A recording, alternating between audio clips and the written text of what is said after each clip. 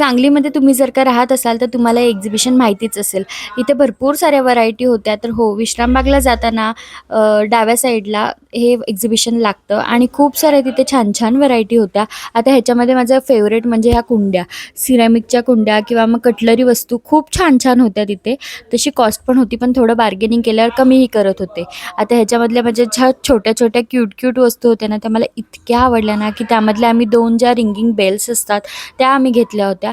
त्यानंतर एक्झिबिशनमध्ये आलो आहे आणि ऑर्नामेंट्सच्या वस्तू किंवा घरातल्या काही वस्तू घेणं मॅन्डेटरीच असतं. तर त्यामुळे आम्ही इथे ही अगरबत्ती ठेवायचं प्लेट घेतली आणि आपण बायका म्हटलं, की आपण ह्या ऑर्नामेंट्सच्या वस्तू किंवा कानातले, गळ्यातले ह्या गोष्टी आपण घेतो. आता श्रीदाचं 2-3 दिवसामध्ये मी जावळसुद्धा करणार आहे. तर त्यामुळे त्याआधी म्हटलं थोडेसे क्लिप्स, हेअर बेल्ट वगैरे घालून घेऊया तिला. त्यानंतर काय मग आपल्याला थोडे महिने बघता नाही येणार. त्यानंतर इथे रांगोळीच्या शॉपमध्ये गेलो होतो आणि मला ते काका आठवले, ते रील्स ज्यांची व्हायरल झाली होती ते. आणि ते खूप तुम्हाला आठवले का? कमेंट करून नक्की सांगा. चलो बाय.